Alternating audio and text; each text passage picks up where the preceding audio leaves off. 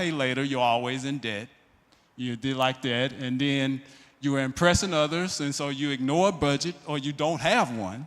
You know, you're in the borrower position always. And we'll keep reiterating this. Proverbs 22:7, the rich ruleth over the poor and the borrower is slave to the lender. You may not agree with that, but it don't matter. That's real. You know, so a lot of times because of this, we're in a lot of anxiety, a lot of stress, a lot of tension in our households because of it. And then YOLO, you know that you only live once, right? There's that attitude. People say, okay, well, it's going to be like this anyway. I might as well do whatever. And that's a good recipe to get you nowhere. So God's way. All right, so give first, save second, spend the rest wisely. You know, then, you know, so you live below your means. And that way you'll always stay out of debt. Now, living below your means don't mean that you don't live well. Right. You can live well, but live well below your means. It's about perspective. Yeah. All right? And so honor God with your finances. Honor him with everything. You know, but finances is a good object lesson for us. You know, so in the Bible, there are over 2,000 scriptures on money and possessions. That's more than hope, faith, salvation combined. You know, and so the Lord knows we need a lot of instruction on this, and he gave it to us. Yeah. All right, so you're in a lender position. And so in kingdom perspective, lending, whenever you hear the word lend in the Bible, just really replace it with give. So we're not looking in the kingdom sense to get something back for what we give out. So now in a system of things, yes, but in the kingdom sense, no. All right, and then so you have peace, you have margin, so it's the opposite of the anxiety and stress.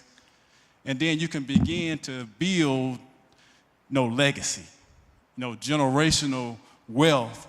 And we'll talk about that at the end of the talk. But those things, when you start to move, they include everything anyway, but you start to move beyond money. Because it's not about that anyway. We'll say that several times tonight too. All right, so I'm going to step aside, and Kawhi is going to lead us through talking about budgeting and saving. Okay, budgeting and saving. We're going, could you go to the next slide, please? Next slide, please. The next one, please. Okay, so the scripture for budget and saving we're going to reference is Ecclesiastes. Why do I have trouble saying this word? Ecclesiastes. I even looked it up on Google on how to pronounce it. What? For wisdom is a defense, and money is a defense. But the excellence of knowledge is that wisdom giveth life to them that have it. So money alone cannot protect you, but with wisdom and learning how to deal with it, right? God wants us to have both. He wants you to have means to take care of yourself, but he also wants you to know how to take care of it. Next slide, please. So the budget tells the money where to go.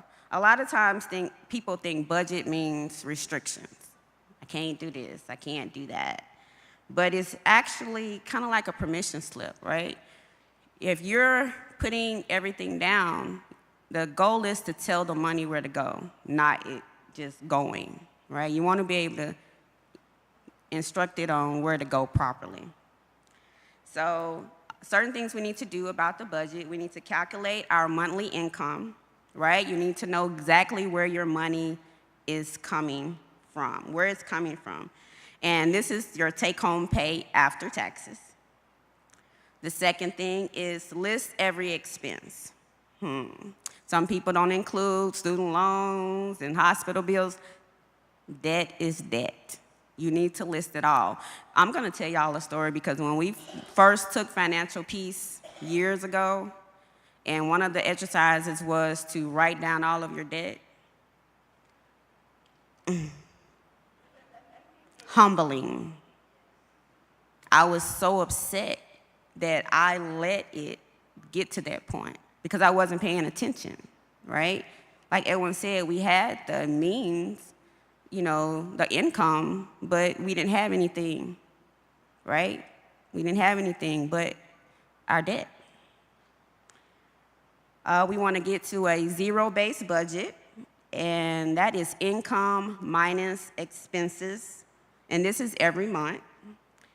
You want to put a name to every dollar, right? Be it your car payment, your mortgage, your rent, your groceries.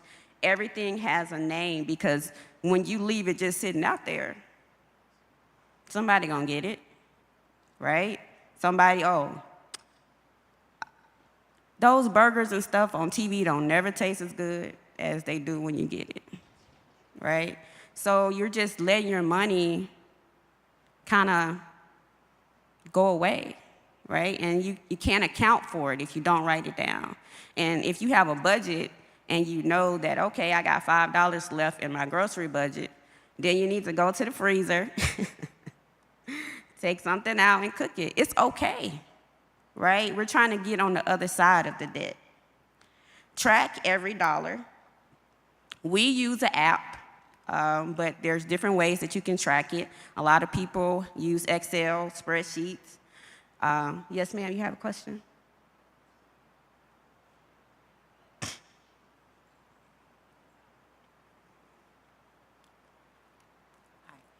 Yes, you mentioned groceries several times, and I try to get folks to recognize that in Travis County, you really do not have to pay to eat. There's so many pantries. Yes. Every day of the week, at different times of the day, different zip codes, they have a permanent schedule from the food bank. The food bank only gives in bulk, and they give in bulk to these satellites. And you could go there and get free groceries. Challenge yourself, since we're just on the, 4th of August, not to go in the grocery store. Really to make it to the rest of August. You say, I can't do that. But they really are open after hours, and I wish you would try it and then write down the prices off the stuff that you get from these places. Yes. It's just such a savings. Right. Thank you. And that's the thing about knowledge, right? Sometimes you just gotta seek it out. There's nothing wrong with asking for help. And maybe somebody can point you to the right direction, right? Adjust monthly, right? Your budget, for some people, is the same every month. For most people, it is not, right? Certain things come up. If you know you have an appointment or a trip or school, right, is getting ready to start back, you need to make sure that your July budget and your August budget align accordingly. Certain things you just need to account for, right? So it's different. So your budget is basically evolving. You need to evolve with it to make sure that you have what you need or you're budgeting correctly. And so one thing is that people who follow a budget, a written budget, are 2.5 times faster in building wealth. And one of the reasons is because you know where your money is going. You're keeping track of it. Could you please go to the next slide? Okay. Debt. The borrower is slave to the lender. We're going to say this a lot today. Proverbs 22:7. So let's understand the cost of debt. And on the screen it says the freedom of debt. Free, I call that life after debt. So the cost of debt, it robs from your future and you pay into the past. You ever go on vacation and you just have a ball and you come back and you still paying on that vacation? Right? I mean, that's already happened, but we're still paying for it. We need interest payments equals working for the lender. All this interest, furniture, whatever, you're giving them money. You're paying their bills. You're building their buildings, right? We need to think about that. limits giving, saving, and investing. The more you give away, the less you have to save. Average American pays $1,700 plus a month in debt. And it keeps wealth flowing out of the family instead of in, right? So the freedom of debt-free, which I call, once again, life after debt, is every dollar you earn is yours to direct. Not like, oh, it's mine, I'm gonna spend it on this. No, we're following God's plan, right?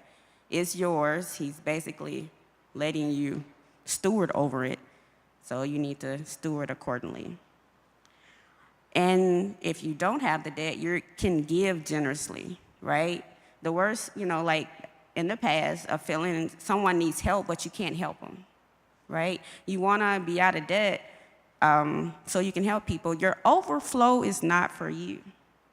Get it flow. It's supposed to go out into God's kingdom. Your overflow, you need to make sure we're paying attention to that.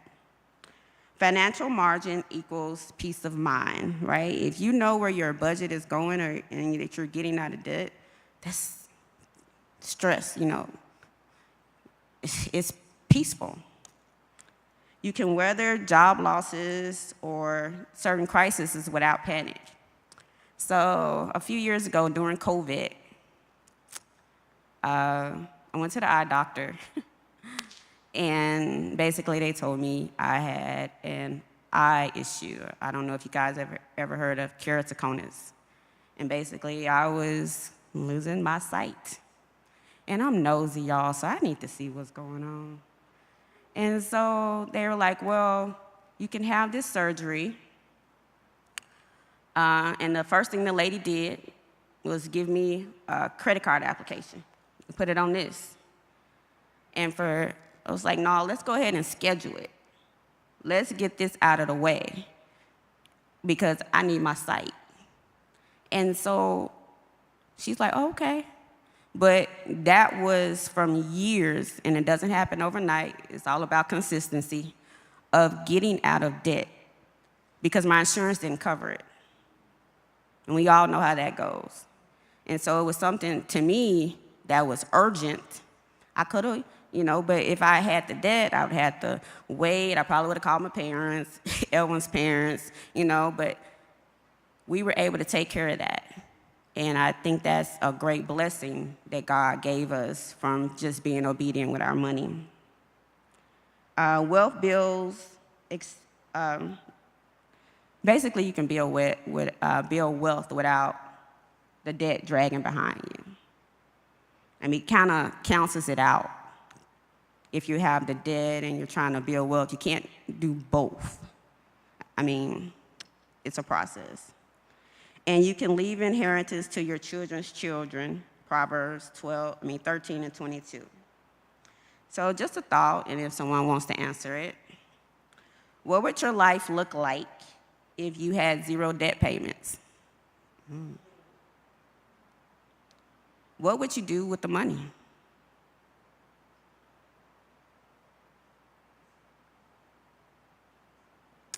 Next slide, please. So saving your financial hedge. Basically, your financial hedge is like insurance. It's insurance against current dangers and a resource for short-term goals, typically 5 years or less. Saving is not investing, which Ellen will discuss shortly. So saving protects is basically insurance. We all need to have an emergency fund, 3 to 6 months. For me, I like a larger emergency fund because my brain is always going, so I'm thinking about the next thing. But typically, it's 3 to 6 months. Saving protects you from a job loss, right? If you have that savings, you can still pay those bills until your next job. Medical emergencies that I just explained that we had. Home or car repairs, in your budget and your savings, You know, you can have car repair account.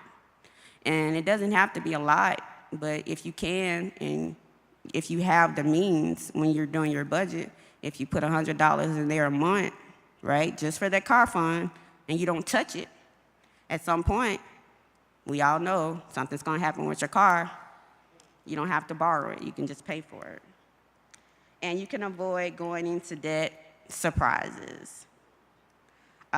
Saving provides short-term goals. Car purchase, you don't have to get a loan because we know about that interest, right? Home down payment. It can take a while, but I'm going to tell you guys that anything is possible with consistency and believing in God. Education cost and tuition. You can pay for kids to go to school. Sometimes it's not perfect. Sometimes kids have to work while they're in school. And I've been, doing research, and they said they can improve their grades because they have better time management. And then there's scholarships out there. Apply for everything that's available. Business startups or other opportunities. And you can plan for major purchases and vacations. So these are things that you can do with your savings. Okay, next slide, please. And I'm not gonna go over all of this, but with your budget and you're building your budget, you need to know the most important thing is that when you're doing your budget, you need to know all of your income sources, right? If you have a side hustle, let me say this, a legal side hustle. Your income, whatever, you need to know what's coming in. You need to know all of your expenses. You need to write it all down, from the light bill, groceries, car notes, mortgage, and then you also need to know like your fixed things, right? Like I would say your fixed expenses would be your car payment's the same every month, your mortgage is the same every month, things like that. And the biggest thing about the budget is that at the end of the month, it needs to be zero as far as your budget. Your income minus all of your expenses, it needs to be zero, right? That's called a zero-based budget. You want to make sure that you give every single item a place to go. Let's tell your money where to go instead of your money telling you where it's going to go. And the last slide, please. As far as your savings, the next slide, please. Oh, the one before that, I'm sorry. That's it. Savings. The best place to put your savings money, and this is kind of where your emergency fund, your 3 to 6 months and all of that will be, is in a high-yield savings account. And a high-yield savings account is basically an account that has a higher earn rate, right? A high-yield savings account can be 4 to 5%, and so while your money's sitting there and you're saving it, you're getting a little bit every month. Your regular savings account, it might be 0.01, so you're really not building anything. So we're looking to put your emergency fund, that your next car savings, all of that in a high-yield savings account so it can build while you're saving. And the thing about that is we basically want to use that, like I said, only in emergencies. And another thing about high-yield savings account is that you can save up to $250,000, and it's FDIC protected. And there are different banks. Most of the banks are online currently for high-yield savings account, but more and more you're getting brick-and-mortar banks that do high-yield savings account. But that's another thing, you just have to do your research, right? And find out where you can put that money. And so that's my part. We're going to let Edwin do investing, and here you go. Thank you. I'll be back. All right, thank you, Kawhi. So, question? Okay, go ahead. I just wanted to kind of piggyback on what she was just saying about if you decide to do scholarships, that means you must be enrolled in school. My mother had 10 children. I was the 10th one. She went back to school because she figured she wasn't going to get a payroll retirement check for doing curtains and keeping children. And so she went back to school, and the University of Texas paid the loan off as she was teaching at schools with almond-colored children. And so she didn't end up having to pay the scholarship back because she served the community. So no matter how old you are, I mean, if you think about yourself having 10 children, then you're going back to school. But she just figured she wasn't going to have any old age income when she couldn't sew anymore and when she was tired of keeping other people's kids. So I'm going to school myself, and I'm trying to do the same thing she did. Was you get scholarships if you go to school, and then they pay your fees because you make them look good if you get some good grades. All right. Thank you for that. All right, so what we're going to talk about next is, Reverend Richard, go ahead. Deacon, I just wanted to say that this is a very, very good class tonight, and I wanted to emphasize two things on a couple of slides. One is this lesson should be learned by everybody, including our governments. Like the federal government, I was just looking at a statistic that says the amount of money that the government pays on interest is $0.9 trillion every 12 months. So $900 billion every 12 months the federal government is paying, and just so you know, they're paying it to somebody, and they're not paying it to themselves. They're paying it to usually to other countries that are lending them the money, and that's one reason that the United States is in a long-term decline, because it hasn't learned the discipline that you all have just been talking about. And then I had one other point as a question, which is, with all these bad statistics, do you think people are tricking us into getting lazy so that we don't know what's going on? Yeah, well, to your last point, that's always been the case. So the system as it presents itself, and this is, we can have a deeper discussion about this and other things, is an illusion. It's lies. So that's why it's so important that we come from the right perspective, that we come from the foundation of the Word of God, and that we learn how to practically apply that into our daily habits. And so those are the things that we're talking about now. And so exactly, so thank you for that. And investing is one of those daily habits. So investing is about preparing for the future and transition.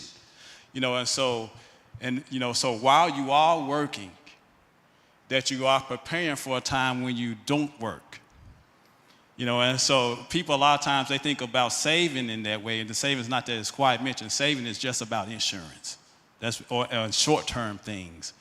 Investing is really primarily about your life after work. It's not really about wealth building.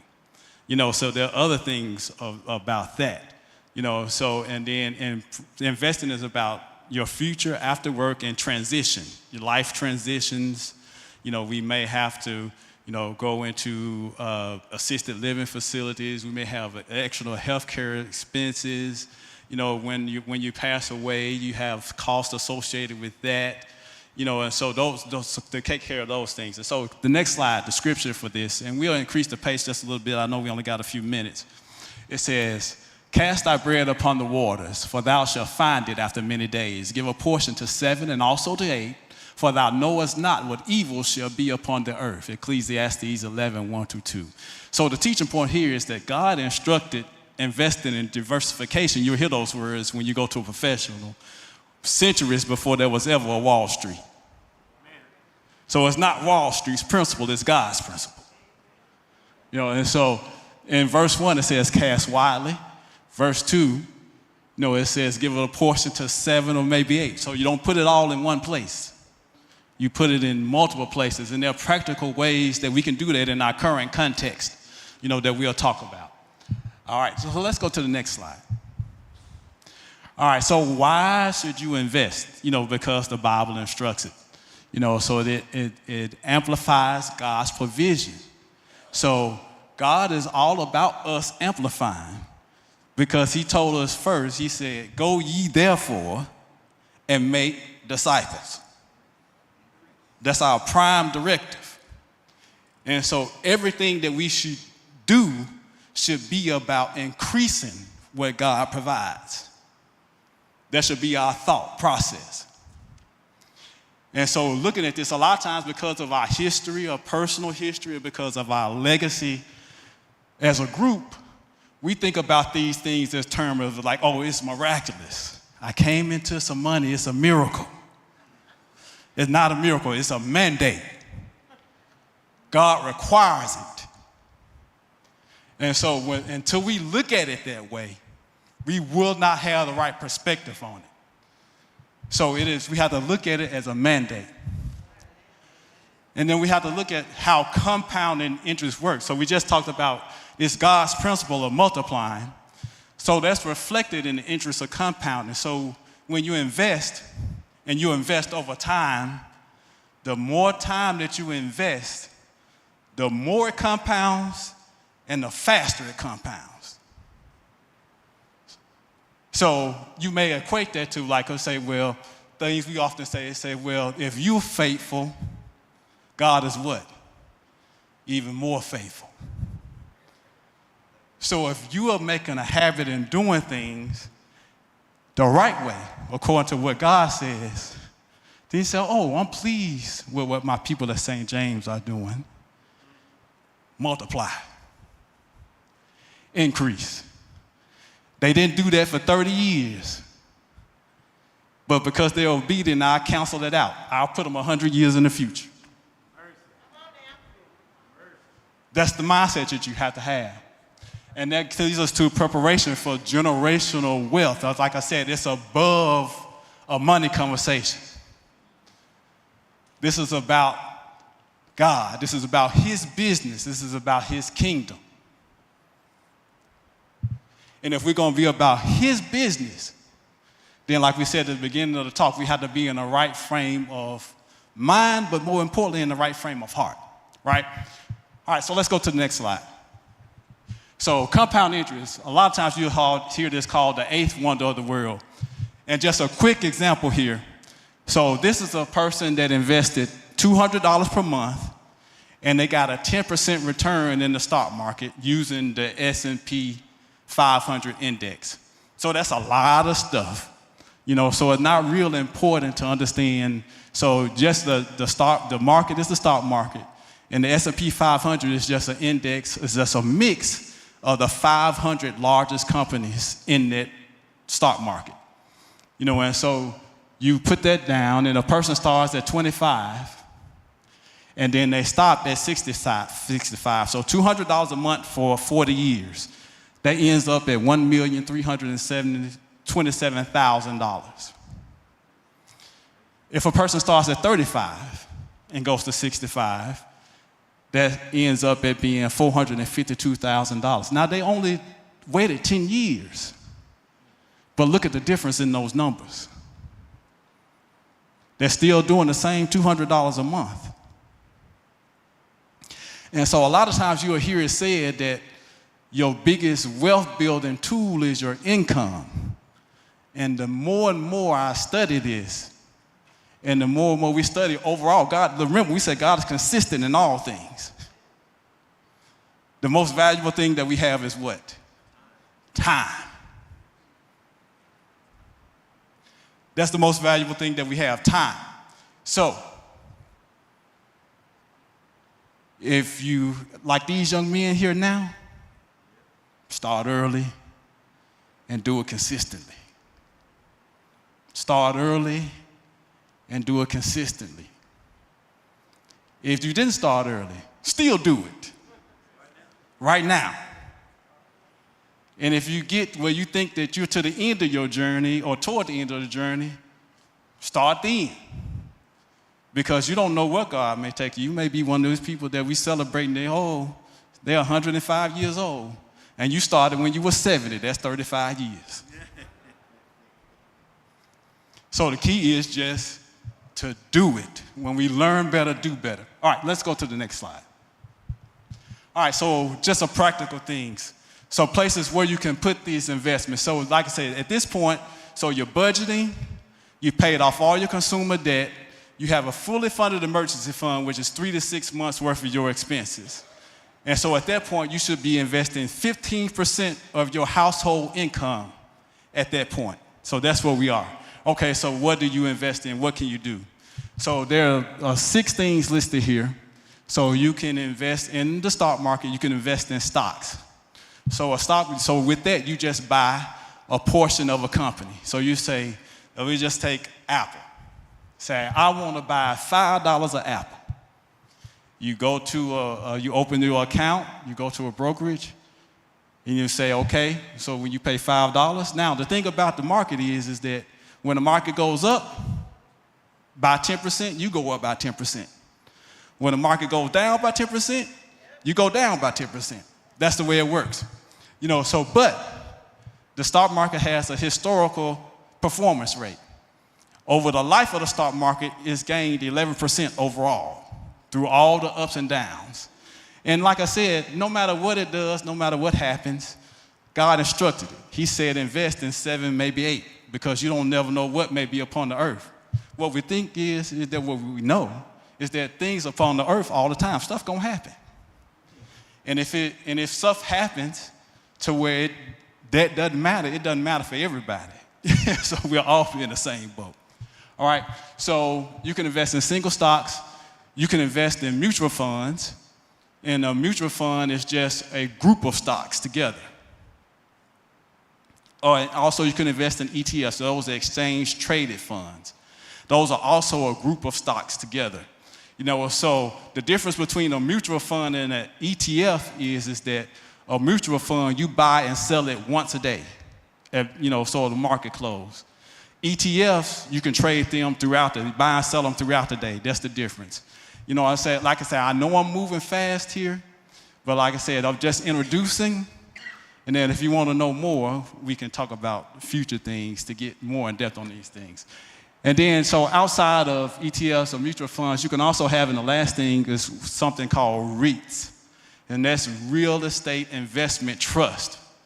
So if you want to invest in real estate, but you don't want to buy a physical building, so there are funds that allow you to have access to, maybe apartment complexes or things like that, where you don't actually have to be the landlord, but you can give a portion of money to a group that's invested in that and get a return off of it. Now, the thing about that is that for those, by law, they have to pay 90% of their taxable income back in dividends. So it's a high return rate on it. So that's one of the things that it's not new, but it hasn't been known a lot. So it's a way for you to have exposure to other things other than, stocks, bonds, or just like dollars. So because you need to be diversified in that way too. You need to diversify into investing in many things, many companies, but then also in the types of things that you're invested in. You have to have that too. All right, let's go to the next slide. All right, so how in the form of, so you have these investment vehicles, so what do you invest them in? So you invest them into retirement accounts first. So you have, many of you on your job, you have a 401k, or if you work for the state or a nonprofit organization, you'll have a 403b. So that's something that's sponsored through your work. And a lot of times your work will match up to a percentage. So you do that first. And then after that, you invest in a Roth IRA. And so what a Roth IRA is just that you invest in that and after-tax money. So you've already paid taxes on the money in the Roth IRA. And then that means that any money that you put into a Roth IRA, it grows tax-free. So when you take it out, you don't have to pay taxes. So you also have investment retirement accounts. And then you also have high health savings accounts. Those are other things, and there are various limits for those things per year that you see listed there on your sheet. But like I say, that's about retirement. But if you do this consistently enough, like each one of those things has a limit. But maybe you get to the point of like, okay, well, I maxed out all of my retirement accounts in a year. Where do I put that money? So then you have what's called an open brokerage account. And so that doesn't have any limits or restrictions on it. And so there's no contribution limit. There's no age limit from when you can put in or take out. And so if there's no restrictions on that, then you want to get to that point, because at that point you can really start to really build and direct the money. So if you build money in an open brokerage account, just say if in 10 years I want to buy a building, so I can invest in that account, and in 10 years I can grow that account to $300,000, and I can take that money out and buy that building straight out without a loan. So it's a way to do things like that. And then once you start thinking in that process, then it really does not become about the money anymore. Because like I said, if you're consistently doing this, the money is going to do its business by itself. When you sleep, when you're walking around, when you wake, when you ain't thinking about it, it's working. That compound interest. And that gets us more toward that wealth and legacy conversation. And so those things are working. So let's go to the next slide, and we'll take another couple of minutes at the end here. All right, so wealth building and legacy. And this is talking about the future beyond you. Now, the way, I know there's a lot of content here, but we did this way because we want to make sure that we covered everybody in the room. We started from the very beginning, and this is talking about beyond you. So all of you are still here because I'm looking at you. So this is beyond all of us. And if we're thinking in kingdom respects, then this is how God thinks, because he's the Omega. He's at the end already. So we have to fashion our mind to be in the future. Not 5 years, not 10 years, not 30 years, 100, 200, 300, 400, 500 years beyond us.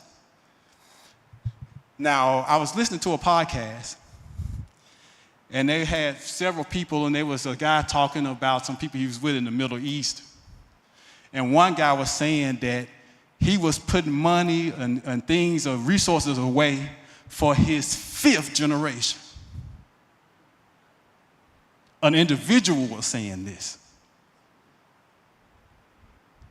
So he had already thought of, and then the 4 generations before the 5th generation, they could not touch what he was putting away for the 5th generation.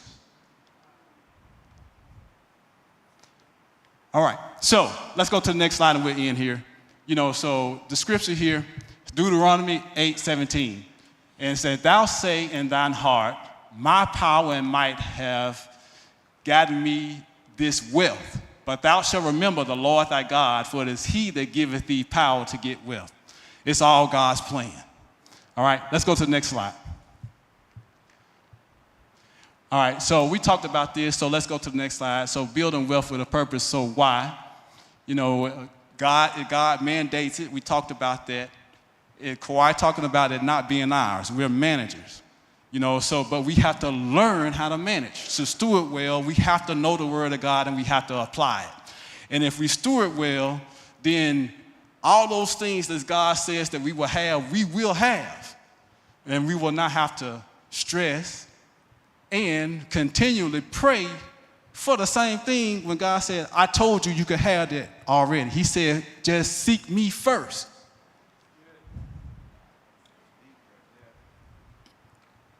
So that's our point. Seek God first.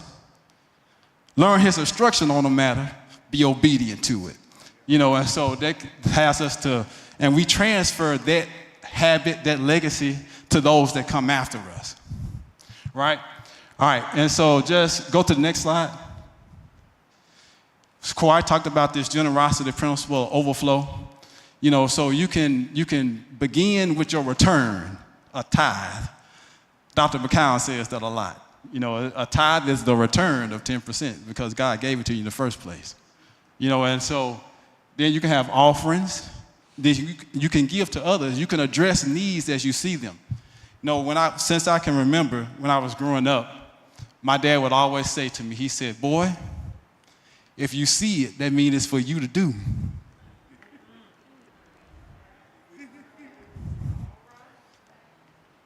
And as I've grown in my life, you know, like most things, what my father says, I said, Dad, you were right. If you see it, it's for you to do. All right, and that can be part of legacy too. And then the next slide, and then this is talking about the things that Sister Yasmin talked about last night. So when you're building wealth, you got to have a will. You got to have the powers of attorneys. I won't go over that. She talked about that last night. You know, and so that's part of your legacy building. And that doesn't require you to be wealthy. That just requires you to love your family. So it's something that we should do. All right, so go to the next slide. All right, so this is the last slide, and this is what we call a dream slide. You know, so when you're doing all these things and you said, you know, okay, well, Lord, I want to get to beyond all that you can ask or think while I'm here. You know, I know it's going to be beyond what I ask or think when I see you. But while I'm here, you know, a lot of times in the men's ministry, I tell them that, you know, things that people call a miracle, I just want it to be Tuesday. That's ordinary. That's ordinary. And so there are ways to put this in practice, you know, right? So you can have endowments. You know, I think the University of Texas endowment now is what, $100 billion or something like that, something astronomical. Well, it's perpetual money. That whatever they want to do, they can go there and say, okay, go to the endowment and give me $100 million and let's just do that. So this church is that type of organization. And we're doing more important work. Now the University of Texas is doing important work. They're educating people and all that kind of thing, but we're doing more important work than the University of Texas is doing. We're doing the Lord's work. It's His kingdom. It's His business. So if He owns everything, the cattle upon the hills and the hills, it's available to us. But we just got to be obedient to what He says. And that's where we'll end. You know, so be obedient to this. There's a lot to do. There's more talks to have. We can do a 5-hour series on every one of these sections. But we hope that we said something that will bless you tonight. And so on behalf of Kawhi and VBS here, we want to thank you for your time. All right, thank you.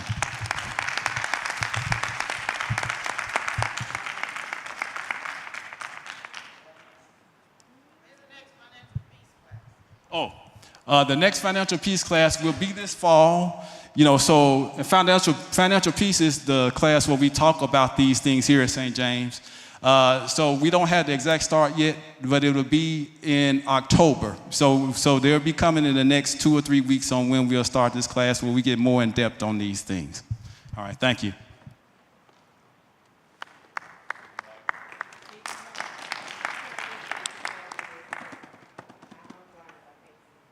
Okay, yes, so just if you want an electronic copy of what you have in your hand, you know, just see us after the class and we'll write your email address down and send it to you. Okay, thank you. Reverend Collins? Yes, ma'am. I saved all my comments for last because I didn't want to be jumping up and down for the mic every time you asked for comments. But if I may, the first question you asked when we started is, were we ever taught about money principles? And for me, that was a no. You know, my mother was a homemaker, didn't drive, didn't my father took care of everything, bought the groceries and everything. And when he passed away, I saw her in the grocery store going up and down the aisles crying. She didn't know how to write a check. And I promised myself at 14 that would not be me. And so I've begun, to teach my daughter principles as a result of that, as a result of that experience. The other thing you talked about was budgeting and expenses.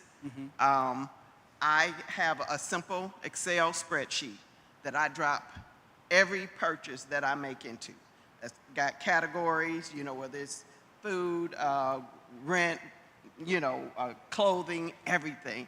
I drop it in there because at the end of the year, when it's tax time, I haven't left a penny on the table. Sometimes we make purchases during the year, we forget about them. They might be tax deductible. But when you put your purchases daily into a simple spreadsheet, at the end of the year, all you have to do is summarize that, and you've got every expense right there ahead of you. And when it's tax time, you don't miss anything.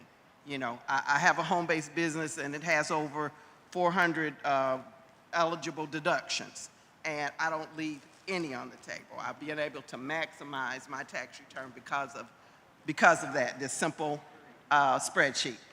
And Sister talked about groceries. The pantries that are available to us. I'm a person, it doesn't matter. I'm a senior, and I have worked since I was 14 years old, and I want every benefit that I'm entitled to. So I go to the pantries, and first I didn't go too often because I felt like maybe I was taking food from people, families who really needed it, but there is an abundance. There's food out there for everyone. I met a lady when I got here, and she says, I moved here from Atlanta. She says, honey, if nothing else, you will not go hungry in Texas because we feed our communities. And so my grocery budget is zero, literally. They have that kind of provisions for you. So take advantage of whatever is available to you because you've earned it. You deserve it. Lastly, you talked about, well, let me pick on the scholarships, student scholarships. My daughter decided she was going to attend Stanford University back in 2006. And we were all excited when she got in, but then I realized I don't have Stanford University money. Back in 2006, it was $56,000 a year to attend Stanford. But what I realized after getting in there is that they are a university that takes students based on their need. So she literally had a full tuition. It wasn't necessarily a scholarship in any area, full tuition because it was based on financial need. And so, to the students, a lot of times they say, well, I'm going to go to this school because, my parents can afford it or whatever. Don't let those decisions be based on money because there's availability out there for students. You just have to go out there and find out. Harvard has a plan for parents' income less than $40,000, $50,000. Students can go to school, for free without, based on that low income. So don't let your choice of schools and universities be based on whether you think you can afford to go. Because there are always provisions, and all we have to do is look for them. They're there. Things are available. Seniors, I'm from Georgia, and I know there are universities in Georgia. If you're 62 or older, you can go to school for free. I don't know, if that's here in Texas, but there are schools that will provide free tuition for seniors who want to go back to school. And lastly, the whole wealth creation principles have always been, in my mind, and we've talked about it and we've learned about it. But for most of us, we haven't had the vehicle to create the wealth. Jobs will not make us wealthy. Unless we own the company, we're the CEO, whatever, we will never get wealthy working a job. So there has to be another vehicle to create that wealth for us. And I found it about 10 years ago, and it's a home-based business, a networking business, but it was founded by a brother who, he's been my coach and mentor for 20 years. But he created it based on allowing ordinary people to be able to earn extraordinary income. And to date, they're coming up on their 11-year anniversary. This company has created 8 million-dollar earners, income earners, and thousands behind them coming up in the ranks. But it's a vehicle that will allow us to create this wealth that we need to put these plans in place to earn it, save it, invest it, and create for our retirement. So find that vehicle that's going to help you. And it's a B plan. You know, we always say don't quit your day job because that's what's feeding you. But this is a vehicle that will allow you to create that residual income. You know, we got residual bills. They come every month. This is residual income, you know, that we can create that gives us the opportunity to create that wealth pool that you know, that the word talks about. And it is founded on the same principles as I hear you call these scriptures. That's what this company was founded on. And it's a good thing. So I would like to learn a little more about the investment portions from you. I just learned about REITs a couple of months ago. Saw a lady out on the internet talking about it, and I jumped on her webinar, and, you know, it made sense. And so my mission right now is to kind of learn a little bit more about how to invest, you know, for that long-term wealth, and to be able to prepare for that life after work, if you will. Because we know this body is only going to hold up for so long. We have to be prepared for that. So Amen. Thank you. It's just valuable information. Appreciate you. Thank you. Yeah, so we'll step aside. I know we got to move to revival, you know, and so we'll end there. So thank you all for your attention.